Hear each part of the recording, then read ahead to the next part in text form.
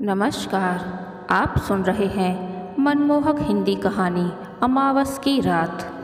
दिसंबर की ठिठुरती शाम थी। दिन भर बारिश होने से सड़कें धुलकर चमक रही थीं।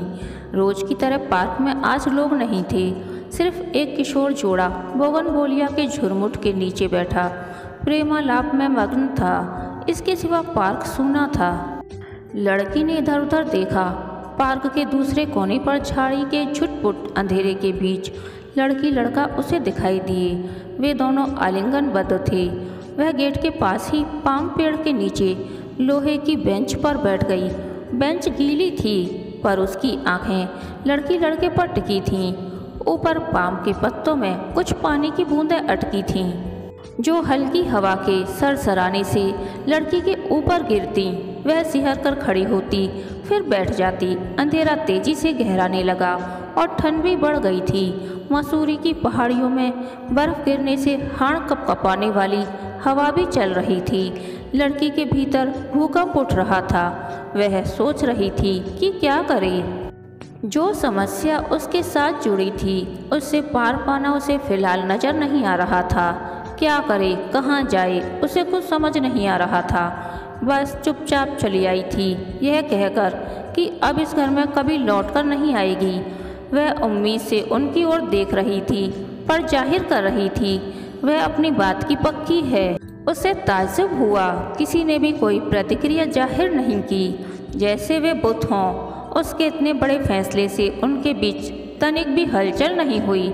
मतलब उसके आने जाने, जीने मरने से उन्हें कोई लेना देना नहीं था, और अगर था भी तो वे जाहिर नहीं कर रहे थे। लड़की ने एक बार भी समझने की कोशिश नहीं की कि लाठी कानून के जोर पर प्रेम नहीं पनपता। पत्थरों के नीचे संवेदनाएं कुचली जाती हैं। धुएं के बीच कुछ दिखाई नहीं देता। रविवार के दिन अमूमन बाजार बंद रहता है। सिर्फ एक केमिस्ट की दुकान खुली थी। उसने दवा ली और रिस्पना के पास लवली रेस्तरां में बैठ गई। चाट का ऑर्डर दिया तो उसे याद आया कि उसने सुबह से कुछ नहीं खाया। हालांकि सास उसे 3 गरम आलू पराठे चाय के साथ दे गई थी, पर उसने प्लेट खिसका दी थी कि सास उसे मना ले। भोजन देना उसकी जिम्मेदारी थी। उसने समोसे भी मंगवा लिए और खा पी कर सड़क पर चलने लगी। पर कहाँ जाए उसे समझ नहीं आ रहा था। अब 4 बज चुके थे। अभी भी बारिश की संभावना थी। 2 दिनों से लगातार मूसलाधार वर्षा हो रही थी। सड़क के एक छोर से दूसरे छोर तक वह यूं ही चलती रही। फिर थक कर पुलिया पर बैठ गई। पिता को फ़ोन करने का मन हुआ। फिर सोचा पिता परेशान होंगे। वैसे ही उसने अपनी मर्जी से विवाह का जोर देकर उनकी नाक में दम कर रखा था। क्या प्रेम विवाह करके ये दिन देखने पड़ते हैं? क्या सोचा था लड़का मेरी मुट्ठी में होगा। वह पिता को बार बार फ़ोन करने की होती। फिर उनका बुझा चेहरा याद आता तो सहम जाती। क्या सोचा था लड़का उसके आगे पीछे घूमेगा, खूब प्यार करेगा, वह उसे सर्कस का बंदर बनाकर रखेगी। पर यहाँ तो पासा ही उल्टा पड़ गया। लड़का उसे बुआ की बेटी चिंकी के विवाह में मिला था। दोनों की मुलाकात हुई। सुधांशु चिंकी का ममेरा देवर था, जो उसके खूबसूरत न होने पर भी बार बार उसे देखे जा रहा था। दोनों की नज़रें मिलती तो लड़का नज़रें चुराने लगता। उसे लगा कि लड़के को पहली नज़र में उससे प्रेम हो गया है। वह आईना देखती। काले मोटे गाल, बड़ी बड़ी आँखें, कदरारी भारी देह, जिसे लोग काली मोटी बिल्ली कहकर चिढ़ाते रहे बचपन से। लड़का उसी देह का सम्मान कर रहा है। वह हिमाचल के एक गांव से देहरादून आई थी। सुधांशु से उसकी 2 मुलाकातों के बाद वह चिंकी की ससुराल जाने लगी। सुधांशु उसे वहीं मिलता और मोटरसाइकिल पर उसे कभी शेषधरारा तो कभी माल देवता व गुच्छू पानी घुमाने ले जाता। दोनों के घर वालों ने सगाई पर जोर दिया, पर लड़की ने सगाई के दिन ही लड़के का दिल तोड़ दिया था। उसने लड़के से हीरे की अंगूठी लाने की मांग कर दी थी। लड़के के पास जैसे तैसे सोने की अंगूठी खरीदने का जुगाड़ था। फिर दावत में भी पैसा खर्च होना था। हीरा उसके सपनों में जरूर था, पर वह हीरे तक नहीं पहुंच सकता था। वह ओला उबेर का ड्राइवर था। वह सिर्फ बीए पास था, नौकरी करते हुए प्राइवेट एमए कर रहा था। उसके सपने बड़े थे, पर देश में भयंकर बेरोजगारी के चलते उसे ठीक ठाक रोजगार भी नहीं मिला था। लड़की भी बीए पास थी। बुआ ने कहा भी कि वह भी कुछ काम कर ले, सेल्स गर्ल का या छोटे बच्चों के स्कूल में पढ़ा ले अथवा कंपनी में रिसेप्शनिस्ट लग जाए। पर उसकी स्वअर्जित कमाई में कोई रुचि नहीं थी। उसे घूमना फिरना, टीवी देखना, गप्पे मारना पसंद था। मेहनत करना उसके स्वभाव में नहीं था। उस पर उसकी सोच थी कि स्त्री की रक्षा के लिए सरकार ने अनगिनत कानून बनाए हैं। वह लड़के पर छोटी मोटी इच्छाओं की पूर्ति न करने पर कानून का दबाव डाल सकती है। उसके स्वभाव में अक्खड़पन आने लगा। फिलहाल लड़का दोस्तों से उधार मांगकर ज्वेलरी की दुकान से सबसे कम कीमत की अंगूठी ले आया था। सगाई निर्विघ्न संपन्न हो गई, पर लड़की फिर नाजायज मांग करने लगी थी। ससुराल वाले तंग आ गए तो उन्होंने सगाई तोड़ दी थी। इधर लड़की ने थाने में रिपोर्ट लिखा दी कि लड़के ने उसके साथ जबरन संबंध बनाए और अब शादी से मुकर रहा है।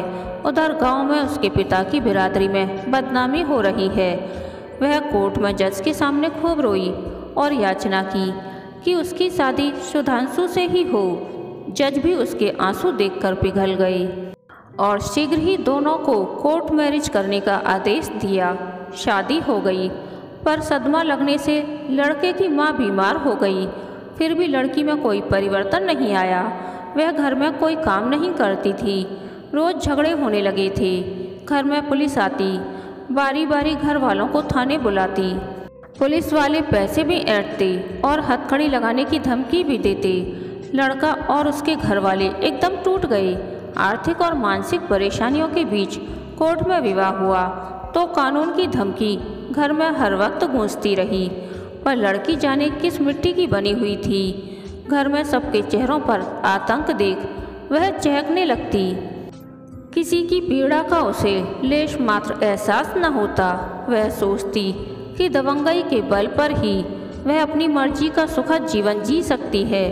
पर टूटे दिल का लड़का पत्थर हो चुका था। उसकी संवेदनाएं सुन्न पड़ने लगीं।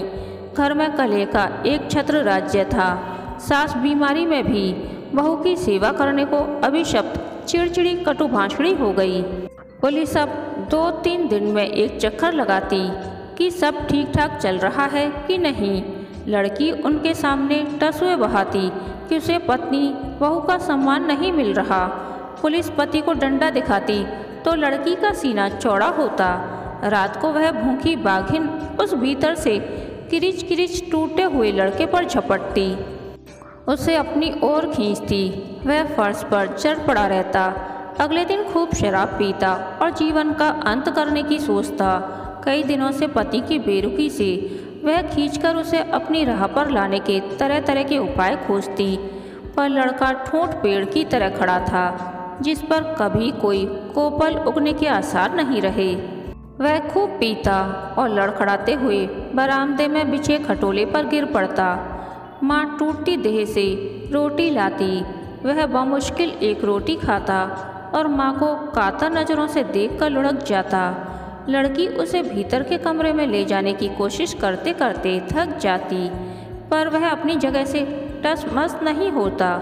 आज लड़की ने सोचा उसके इस फैसले से उस पर असर जरूर होगा। आखिर यह कोई छोटा मोटा फैसला तो था नहीं, कभी घर ना लौटने का बड़ा फैसला था। वह उनकी आवाज़ सुनने को छटपटा रही थी। उसने जोर से कहा कि उसके सिर में तेज दर्द हो रहा है, कोई उसे डॉक्टर को दिखा सकता है। पर वे सब पति, सास, ससुर, देवर बुत बने रहे। उसने कहा कि उसके पास दवा के लिए पैसे नहीं हैं। उन्होंने जैसे सुना ही नहीं। अब वह पति के पास जाकर चिल्लाई, बहरे हो क्या? मुझे पैसे चाहिए, खुद ही दवा ले आती हूँ। पति ने टीवी का वॉल्यूम और तेज कर दिया। उसे इतना गुस्सा आया कि सामने रखा पेपरवेट टीवी पर मारकर चकनाचूर कर दे, पर वह कुछ न कर सकी और हताश होकर बोली, मैं जा रही हूँ, अब नहीं लौटूंगी। पति के कान पत्थर हो गए। वह फिर रसोई में गई। सास खाना बना रही थी, एक हाथ से कमर पकड़ रखी थी दूसरे से कुकर में दाल डाल रही थी। उसने रसोई का दरवाज़ा बजाया। मैं जा रही हूँ, अब नहीं लौटूंगी। सास ने सुना नहीं, खटर पटर में लगी रही। वह ससुर के पास गई। ससुर टेलर मास्टर थे, कपड़ा सिल रहे थे। उसने जोर से कहा, मैं जा रही हूँ, लौटूंगी नहीं अब। उसके पाँव चलते चलते रुक गए।